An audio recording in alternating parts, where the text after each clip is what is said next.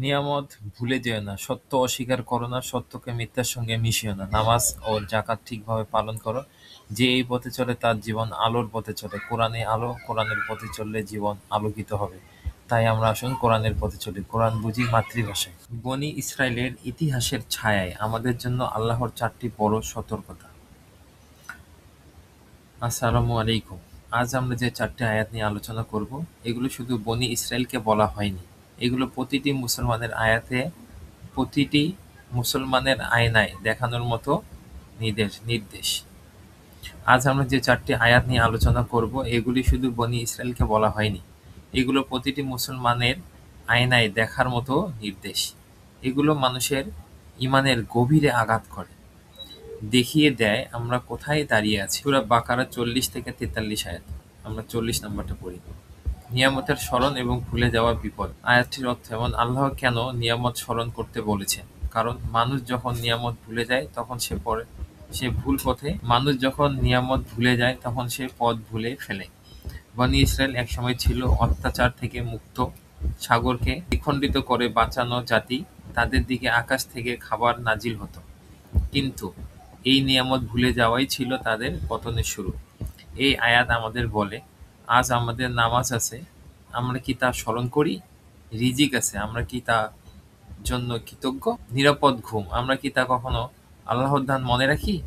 নিয়ামত স্মরণ করলে মানুষ আল্লাহর দিকে ফিরে আসে। নিয়ামত ভুলে গেলে মানুষ গুনাহে ডুবে যায়। অঙ্গীকার ভঙ্গের ইতিহাস ও মানবতার শিক্ষা। আয়াত 40। আল্লাহ বললেন, তোমরা আমার অঙ্গীকার পূর্ণ করো, আমি তোমাদেরটি পূর্ণ করব। বনী ইসরায়েল আল্লাহর সাথে বহু অঙ্গীকার করেছিল। এজন্য আল্লাহ এই কথাটি বললেন, তোমরা আমার অঙ্গীকার পূর্ণ করো, আমিও তোমাদের অঙ্গীকার পূর্ণ করব। অঙ্গীকারগুলো ছিল এমন: তাওরাত মানবে, সত্য গোপন করবে না, নবীকে মানবে, আল্লাহর হুকুম পরিবর্তন করবে না। কিন্তু তারা বারবার অঙ্গীকার ভেঙেছে। এই আয়াত আমাদেরকে শিখায়, আল্লাহর সাথে অঙ্গীকার মানে আমরা তার বিধান মানব, হালাল হারাম মেনে চলব। আমরা যতটা আল্লাহর প্রতি বিশ্বস্ত হব, আল্লাহ ততটা আমাদের সাহায্য করবেন। আয়াত 41। সত্য সামনে জ্বলজ্বল করলেও ও অস্বীকার করার প্রবণতা। আল্লাহ বলেন, এটির প্রথম অস্বীকারী হয়ো না।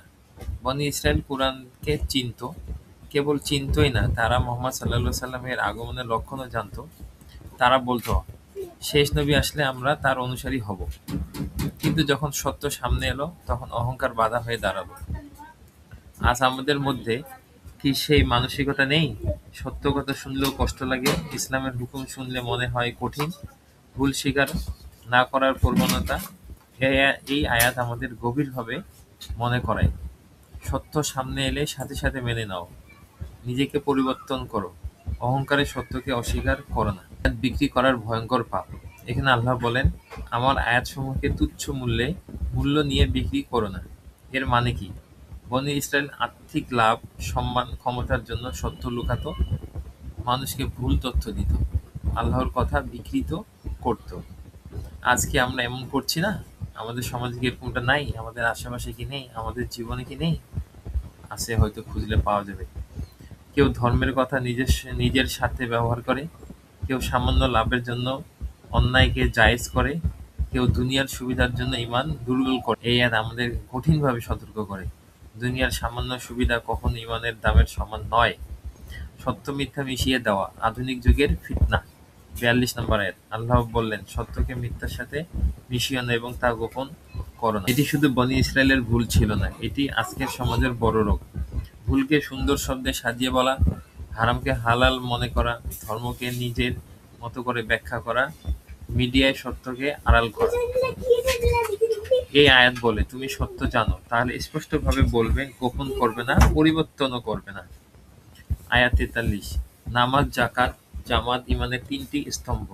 আল্লাহ বলেন, নামাজ কায়েম করো, জাকাত দাও এবং রুকুকারীদের সঙ্গে রুকু করো। নামাজ কায়েম মানে শুধু পড়া নয়, বরং সময় মতো মনোযোগ দিয়ে খুব মনোযোগ সহকারে পড়া, জীবনে প্রভাব ফেলে এমনভাবে। জাকাত শুধু দান নয়, এটি হৃদয়ের লোভ দূর করে, সমাজকে পরিষ্কার করে, দুজন মানুষের সম্পর্ক সুন্দর করে। জামায়াতের ইবাদত, রুকুকৃতদের সাথে রুকু করো মানে সমাজের সাথে মিলেমিশে চলো, একা হয়ে যেও না। মুসলমানদের ঐক্য রক্ষা করো। আল্লাহ আমাদের একতেই চেয়েছে। ৪টি আয়াত দেখলে মনে হয় শুধু বনী ইসরায়েলকে বলা হয়েছে, কিন্তু বাস্তবে এগুলো আমাদের হৃদয়ের দরজায় ধাক্কা দেয়। আমরা কি আল্লাহর নিয়ামত স্মরণ করি? আমরা কি সত্য গ্রহণ করি? আমরা কি সত্য গোপন করি না? আমরা কি নামাজ, যাকাত ঠিকভাবে পালন করি? এই প্রশ্নগুলো উত্তর আমাদের আখিরাতের ভবিষ্যৎ নির্ধারণ করবে। আল্লাহ আমাদেরকে সত্য গ্রহণের শক্তি দিন, অহংকার থেকে বাঁচান, ইবাদতে দৃঢ় রাখেন। আমিন।